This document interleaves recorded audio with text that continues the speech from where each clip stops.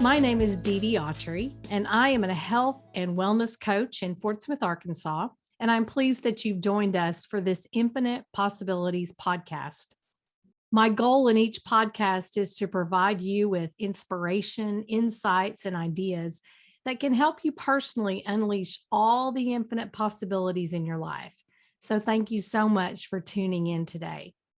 On this episode, we speak with Melanie Taylor. And Melanie is someone that I came to know simply because we share our offices are in the same building and in the same space.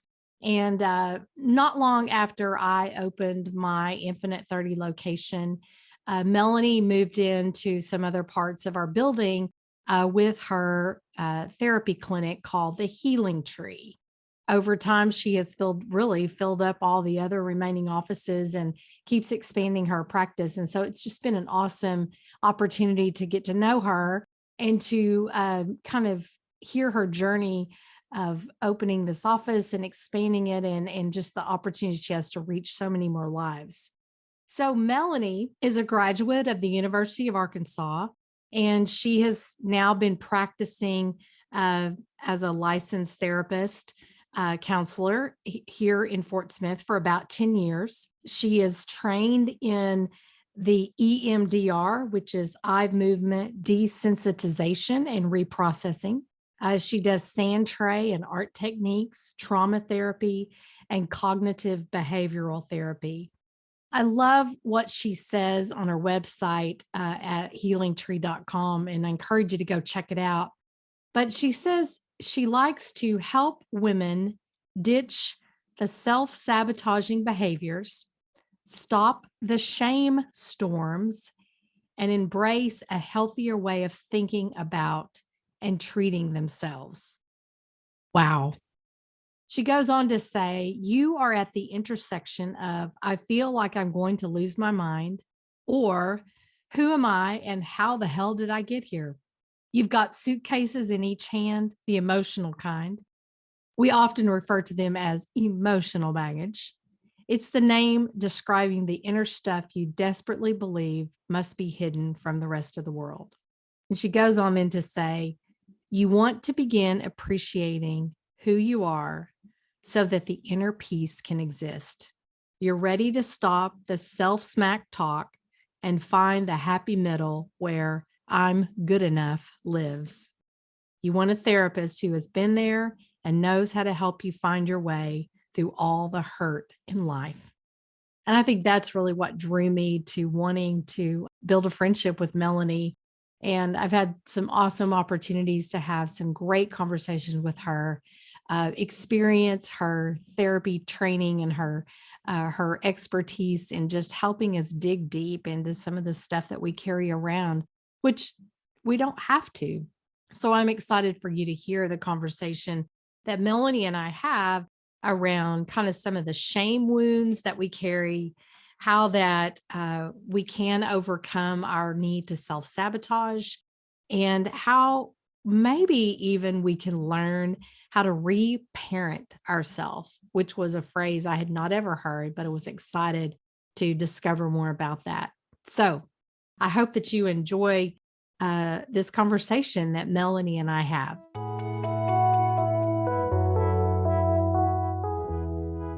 One of the things I often see with clients who come in to, what they want to lose weight, they want to feel better. And so they've sought out this program, just like they may seek out 100,000 other programs that are out there.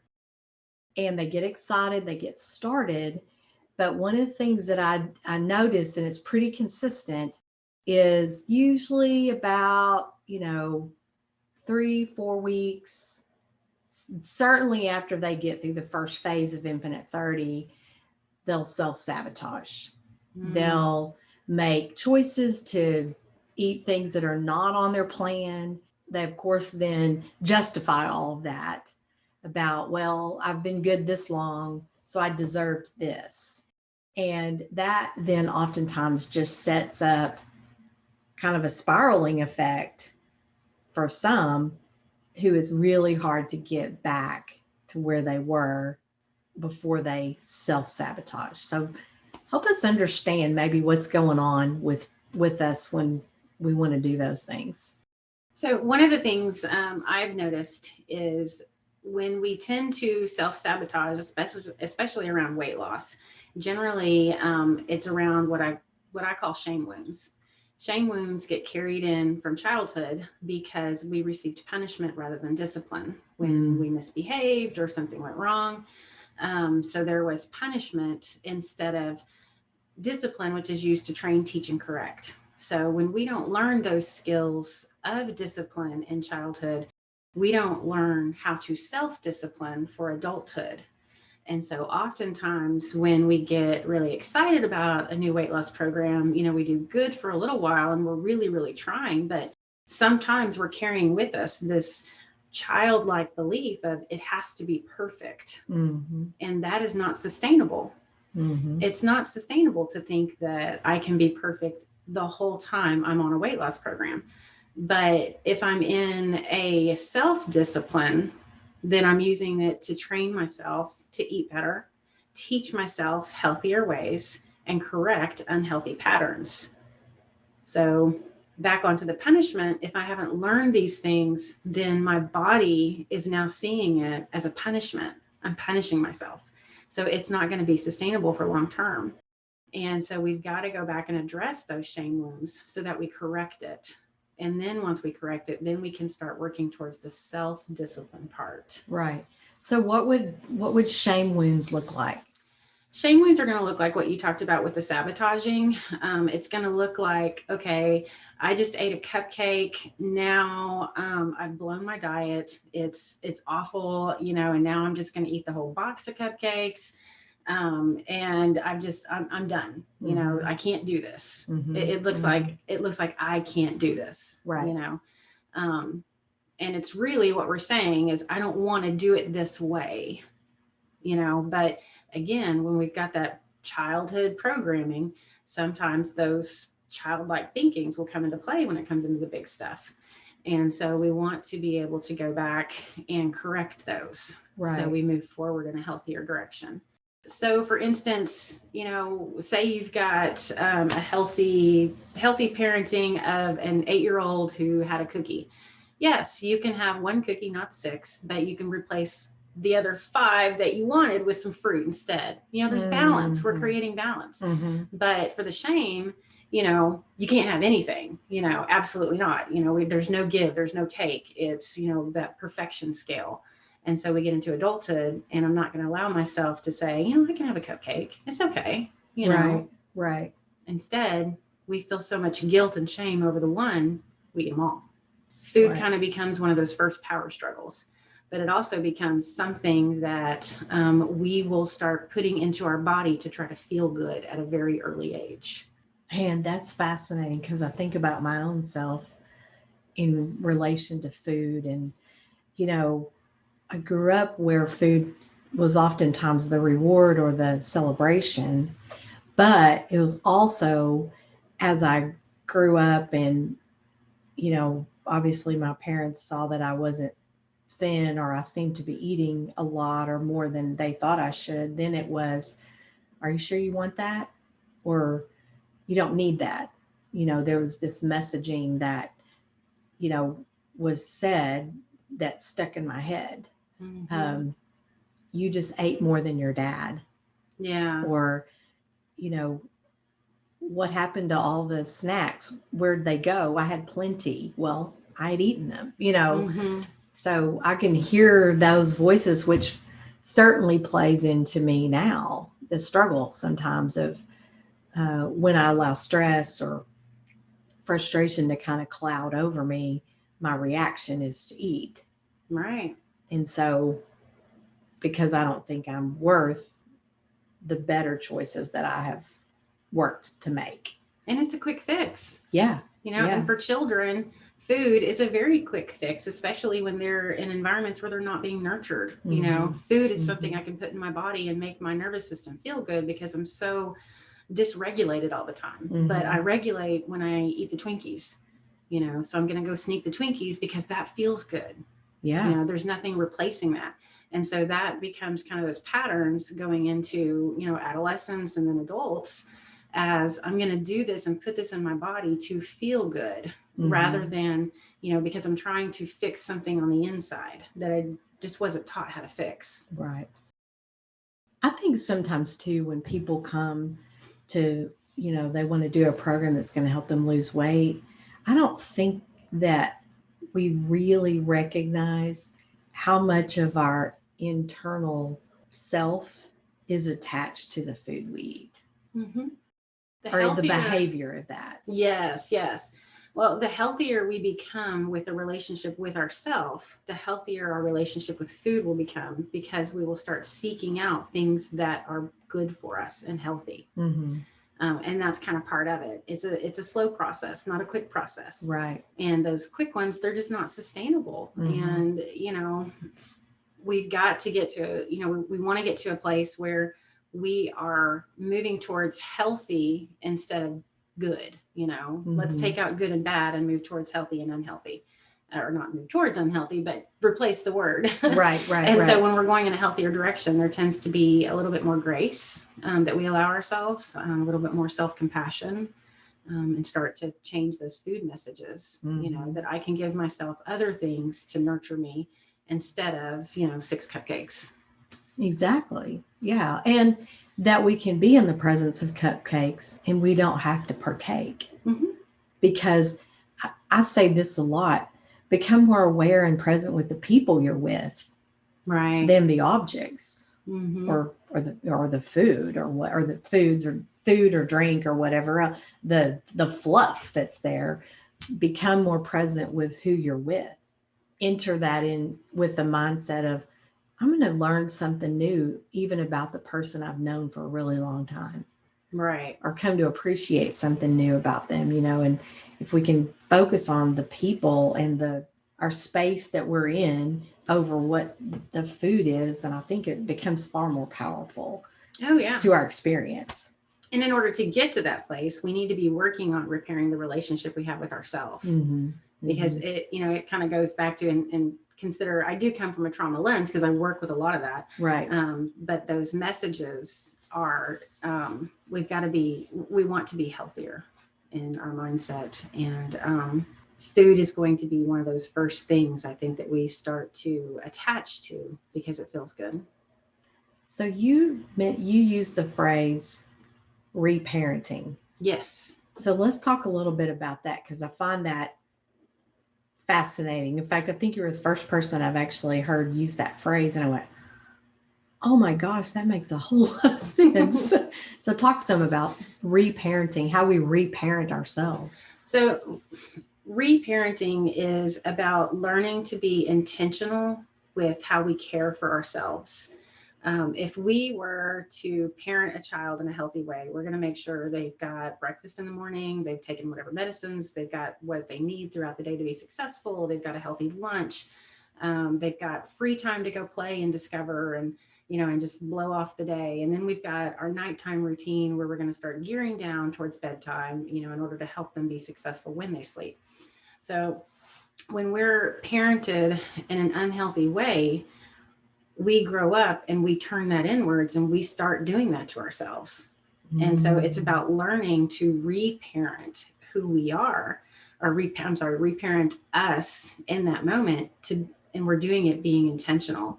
It's, I'm going to wake up in the morning, I'm going to take my medicine, I'm going to try to drink water. I'm going to try to make one healthy food choice today, just one. We don't have to do a whole bunch at once. I'm going to try to get maybe 5 minutes of fresh air. Just little things we can start incorporating to feel good. So at the end of the day, instead of that spiral that goes through our head of, oh, I messed this up and I messed this up and I messed this up, we can get to a place where our kinder, stronger, wiser adult self can say to us, hey, you adulted okay today. At the end of the day, you did the best you could. It's okay. So what would be some good practices for people to think about to help them do that?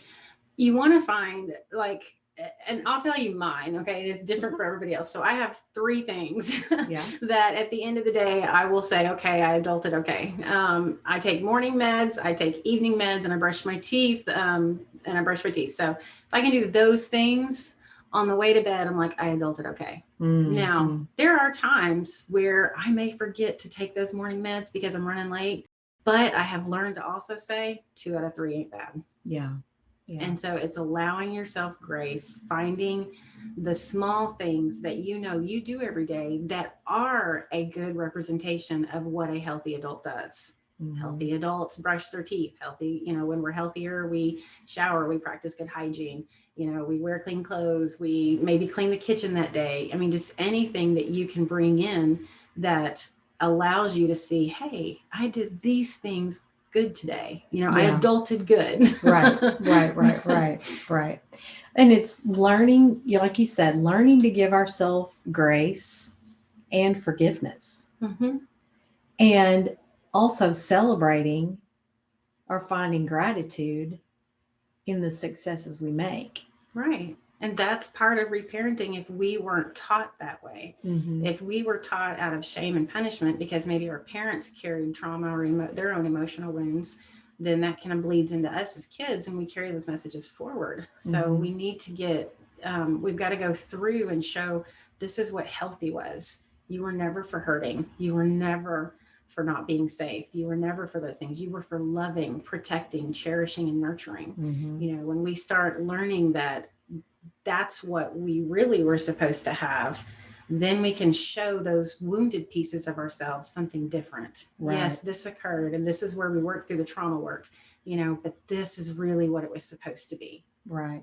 Because a lot of times people will not know that they've even experienced trauma until you show them what trauma isn't.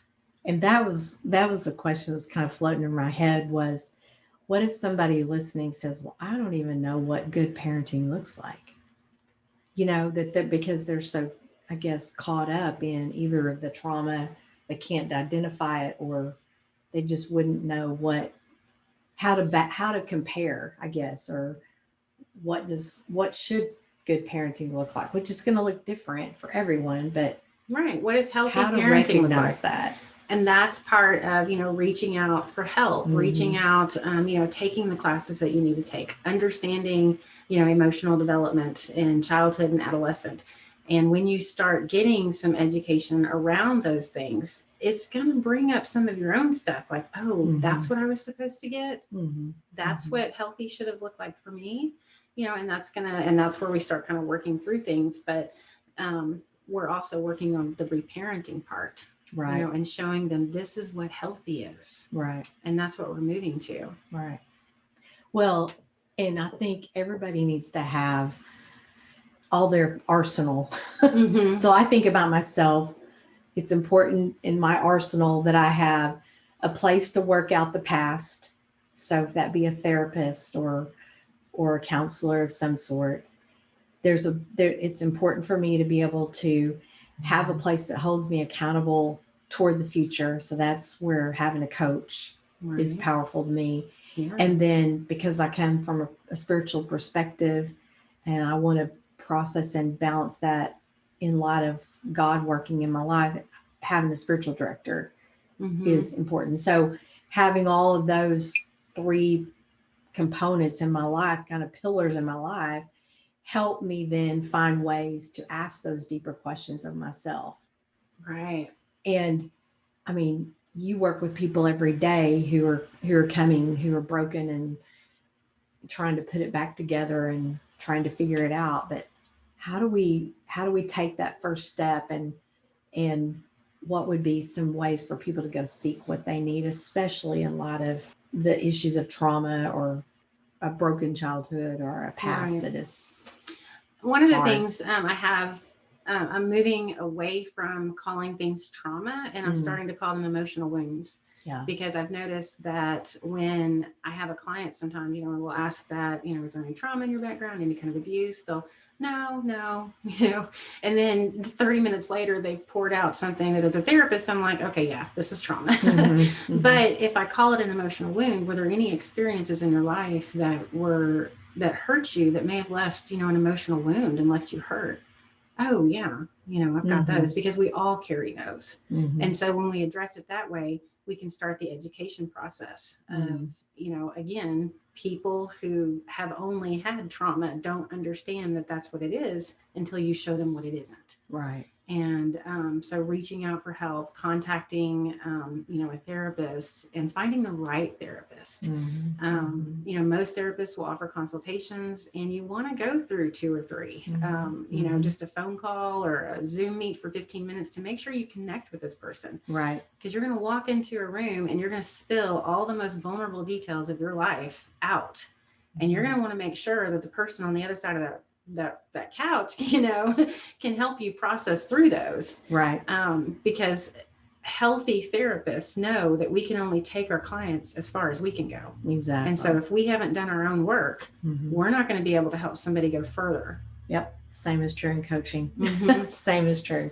So what would be, one last nugget of encouragement or motivation you might share with our listeners? To know that, one, I don't believe people break. I don't think we're broken. I think we get wounded. And those wounds will cover some of the best pieces of who we are. They cover our authenticity. Because during a concrete development during childhood, when that authentic self is blooming, and we're receiving emotional wounds instead, suddenly it's not safe to be creative. It's not safe to show our voice or, let it be known. It's not safe to share our ideas with the world. And so little by little, our authentic person becomes covered, and we start becoming what we think somebody else wants us to be. Yes. Then we go into adulthood we use that in order to keep ourselves safe. I'm going to just try to be what I think you want me to be so that I can stay safe. Really, that's not where we want to go. We want to uncover these wounds so we can find that little authentic self that's underneath, because that's where you are.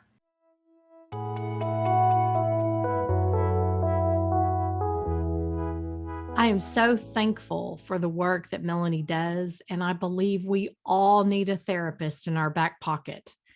I believe we need a therapist, a coach, and a spiritual director, or at least that's what I need to stay grounded and centered in my life. Melanie has really given us a lot to think about, so maybe you'll even go back and re-listen to this podcast. Maybe there was something you missed the first time. But I want to take a minute and just reflect on the topic of shame and staying motivated. Shame is one of those things that oftentimes in my life have been hard for me to really grip and take hold of and really understand how the shame of either me feeling like I have failed or not measured up or have faulted on things. Shame is just one of those things that's really hard for us to sometimes understand how it can affect our day-to-day life. So for me, I've had to do a lot of self-reflection, a lot of introspection of how shame kind of creeps up on me, especially when I find myself wanting to self-sabotage. And for me, self-sabotage looks like there is nothing going to stand in my way to eat what it is I think I need to eat that is possibly going to make me feel better than I feel at this very moment of whatever has happened in my life.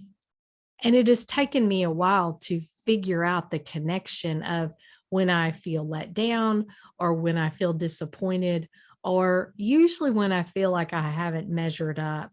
It is in those moments that I have that compelling drive to go you eat something, and it's usually something with sugar, and you all have heard me talk about that before.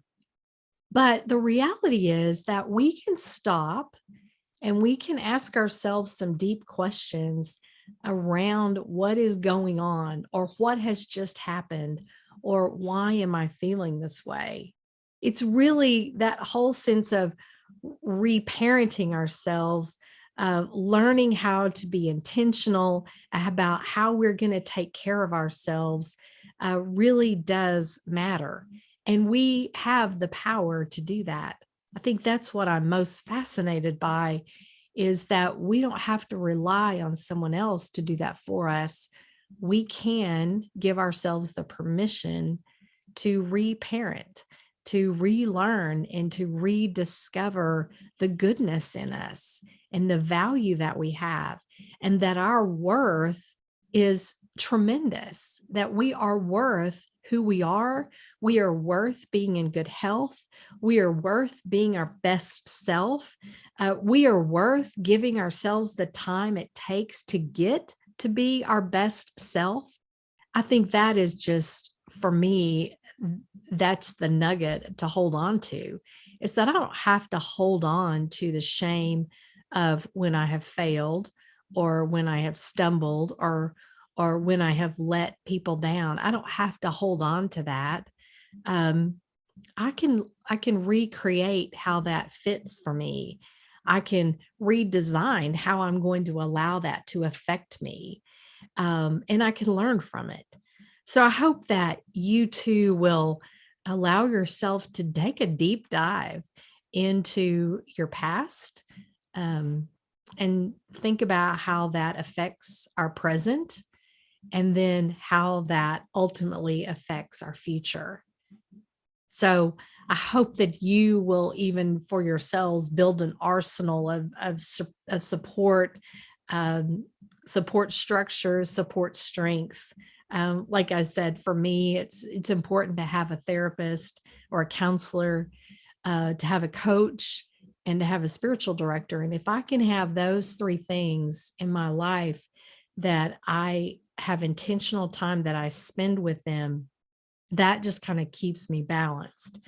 And I really think that's ultimately what it's all about, is that we want to live a balanced life so that we can embrace life at its fullest. So I hope that today maybe you've heard something that just triggers for you a desire maybe to take that deep dive, maybe looking at those challenging areas of your life. And I hope that you'll even reach out to somebody, find those support strengths for you, or maybe even reach out to Melanie. We have her information in our show notes, and I know that she does virtual counseling as well. So please, don't do this on your own. Find those support strengths that you need, so that you can be your very best self, and that you don't have to live with those bags packed in your hand, as that emotional baggage that we love to carry around as if it is some sort of badge of honor even. But the reality is, we need to put those bags down, unpack those bags, because you are worth it, and you are good enough as you are. And there is so much potential and possibility in each and every one of you.